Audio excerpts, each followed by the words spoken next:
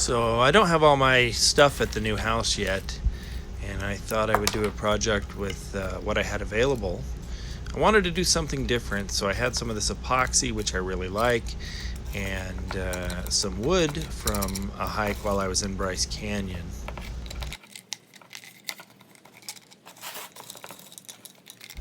Now I'm using a paintball barrel holder. This was what the new barrels come in, but they make really good epoxy forms.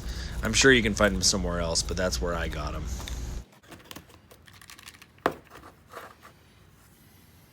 So this Envirotex epoxy is really good. It really it cures very clear, and I like working with it. The only thing is you have to mix it extremely thoroughly, and it takes quite a while to cure.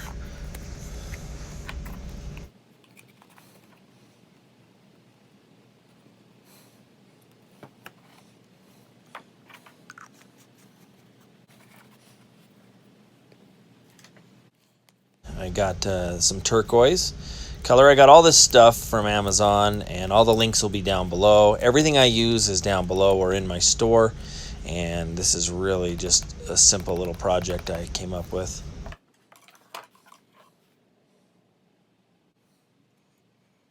And I can't stress how important it is to really mix this epoxy very thoroughly. If you don't, it doesn't ever really get hard. It becomes a gel and it's sticky and it never looks right. So just take an extra couple minutes and mix it like crazy.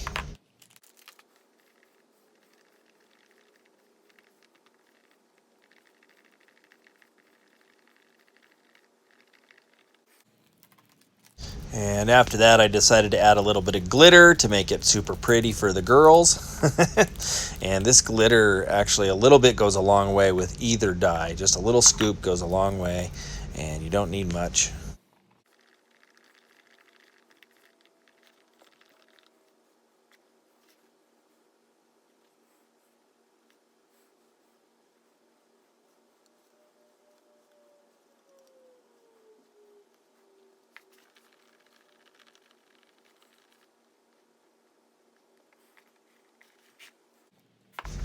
Now, I could have done a much better job of pouring. I spilled a little because I was kind of in a hurry, but you know what? It worked out pretty good, and this stuff looked really, really good. I will say that it was more transparent than I planned. As I poured it, that became evident. You really couldn't see it in the white cup, so maybe a clear cup would be a better option.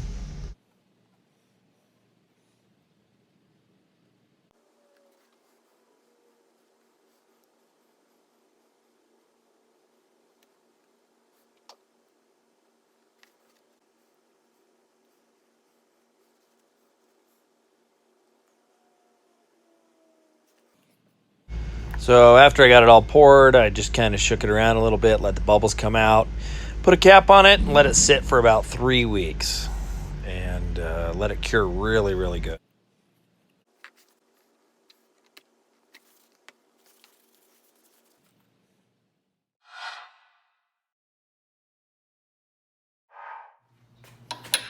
And for this project, I'm just using my Wen mini lathe. This is a little 8x12 lathe, and it's just fantastic. For they're under $200. I have them in the link below, and it's a variable speed.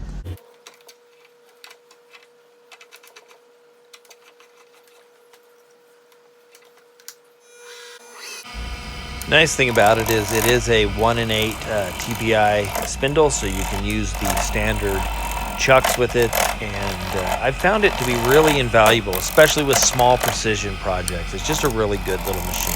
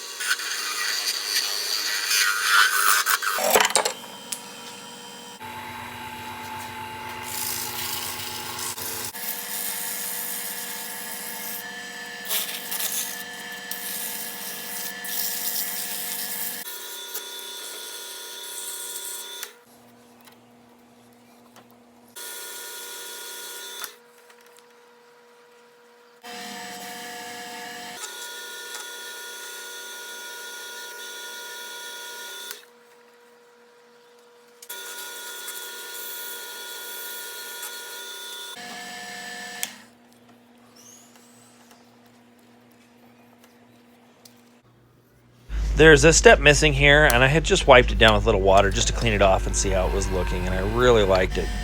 So I got these two little egg shapes, or whatever you want to call them, and they're turning out pretty nice.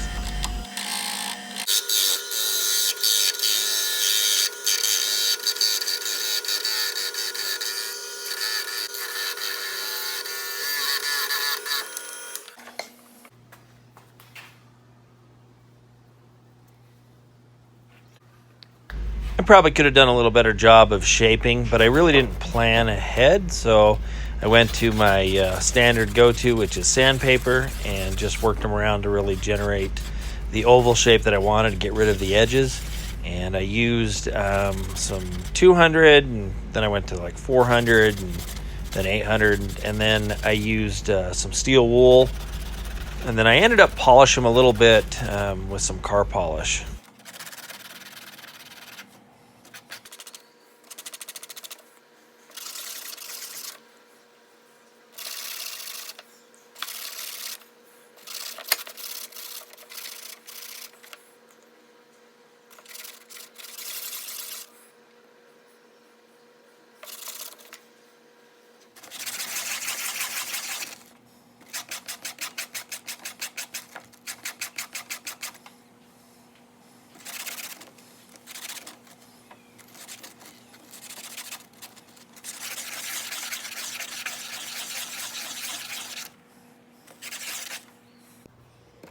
Now, before everybody starts giving me some grief, I have a whole bunch of little boys, and they outgrow socks like wildfire, so they become my rags, and they work really good for polishing epoxy and wood. And I just use turtle wax car polish, and you can get a really nice finish.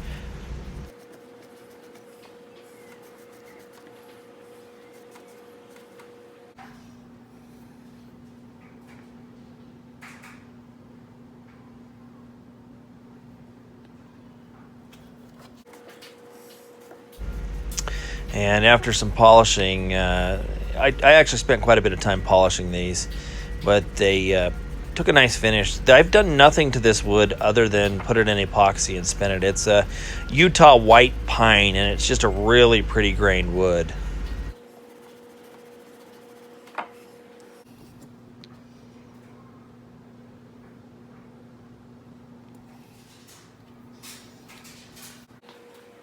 So after I got them all polished up, I took some polyurethane. This is a gloss, and I gave it 3 coats.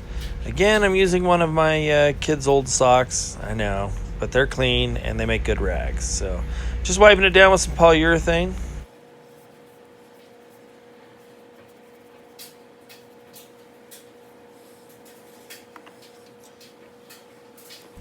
All right, so I did 4 coats of polyurethane, and between each coat, I polished it with the car wax, or the car polish. It turned out really nice.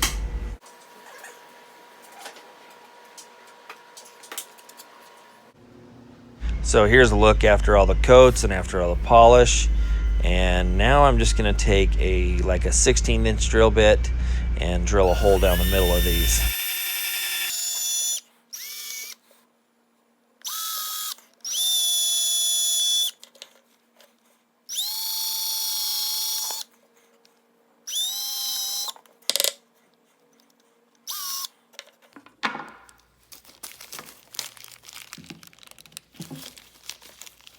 And I just picked up this earring set at Michael's, but I have them available in the link below. You can get silver or stainless. I went with stainless, and I'm just going to bend a little hook on these wires, and then the step that I missed is I put a little drop of super glue right before I put them in, and you won't see that, but just a drop of super glue to keep them in.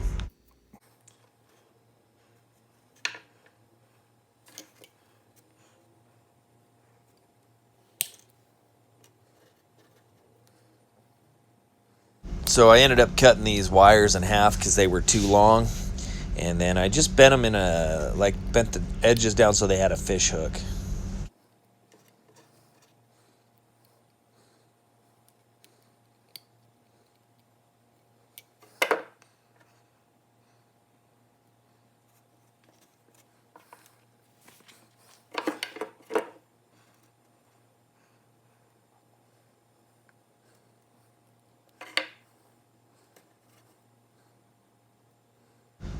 And this took a lot longer than I kind of anticipated.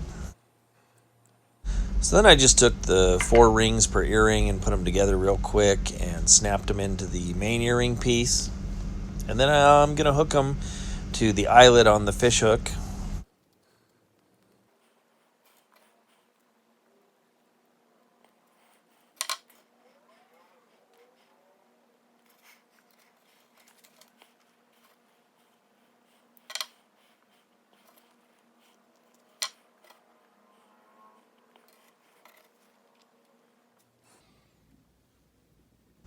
Now again, the step you're missing is there's a drop of super glue on the end here that's going to help hold these.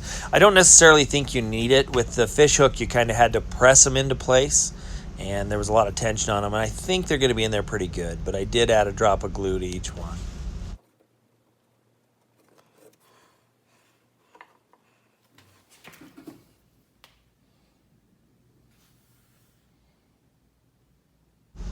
And this is what they look like, coming together real well. So we'll do the other one now. I really enjoyed this project. It went really well, and I would recommend it to anybody. Everything I used is in the links below, and I appreciate you guys watching. Do me a favor, give me a like or subscribe, and I'll see you next time. Thanks again.